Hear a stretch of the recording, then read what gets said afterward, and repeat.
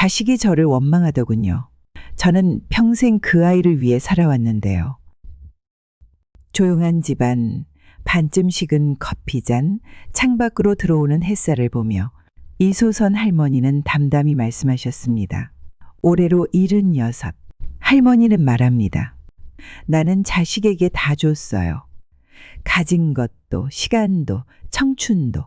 그런데 지금 남은 건 고요한 집안과 내가 짐이 된 건 아닐까 하는 마음뿐이에요. 이소선 할머니는 평범한 사람이었습니다. 남편은 직장에 다녔고 아이들이 조금 자라자 할머니도 생계를 위해 닥치는 대로 일을 하셨습니다. 힘들고 빠듯했지만 은퇴 후엔 조금이라도 여유 있는 삶을 살 수 있지 않을까 기대했습니다. 하지만 어느 날 남편이 투자 사기를 당했습니다. 그 일이 시작이었습니다. 친절하고 전문적인 말투로 다가온 전화 한 통. 결국 큰 돈을 송금했고 연락은 끊겼습니다.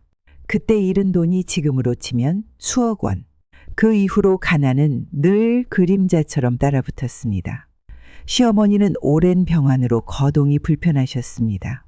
할머니는 몇 년간 병간호에 힘쓰셨고 그 손길에 시어머니는 늘 감사하다고 말씀하셨습니다. 그 말 한마디가 버팀목이 되었고 그래서라도 끝까지 곁을 지키셨다고 합니다. 그 와중에도 할머니는 마음속으로 다짐했습니다. 우리 아이들에게만은 가난을 물려주지 않겠다고요. 자녀들은 각자의 삶을 살아갔습니다. 딸은 결혼을 하지 않았고 아들은 뒤늦게 결혼을 준비했습니다. 아들의 결혼을 도와주기 위해 부부는 가진 돈 대부분을 내어 1억 원을 지원했습니다. 그리고 그것이 시작이었습니다. 결혼 후 아들과 며느리는 아이를 낳지 않겠다고 했습니다.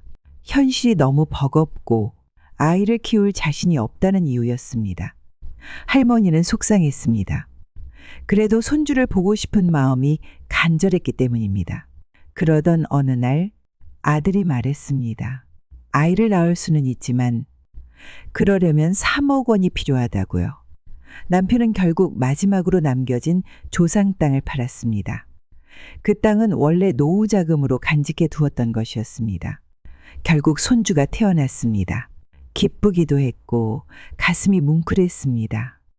하지만 기쁨도 잠시, 세월은 몸을 무겁게 했고 남편은 사고를 당해 요양이 필요해졌습니다. 할머니도 더는 간병이 어려운 상황이었습니다.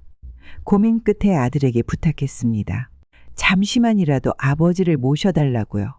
아들은 받아들였습니다. 하지만 시간이 흐르며 아들의 태도는 변해갔습니다. 남편은 집에서 눈치를 봐야 했고 며느리와는 대화조차 거의 하지 못했습니다. 심지어 아들도 점차 말을 줄였습니다. 그러던 어느 날 딸이 말해주었습니다. 아들이 부모 재산을 계산하고 있었다는 사실을요. 앞으로 남은 돈이 얼마인지 어떻게 나눠 가질 수 있을지를 계산하고 있었다고 합니다. 그 말을 들은 할머니는 큰 충격을 받았습니다. 자신이 평생 자식을 위해 헌신해온 시간이 무엇을 위한 것이었는지 가슴이 서늘해졌습니다. 자식을 원망하지는 않았습니다. 하지만 후회는 남았습니다. 그때 그 돈을 조금만 남겨둘 걸 그랬습니다. 자식에게 다 줬지만 이제는 제 노후를 지킬 힘이 없습니다. 사랑하는 마음으로 했던 선택이 나를 외롭게 만들었습니다. 우리는 언젠가 노년을 맞이하게 됩니다. 그때 가장 무서운 것은 병도 외로움도 아닌 내가 누군가에게 짐이 된다는 마음입니다. 자식은 소중합니다. 하지만 내 삶도 소중합니다. 이제는 자식보다 나 자신을 위한 준비가 필요할 때입니다. 너무 늦지 않았습니다.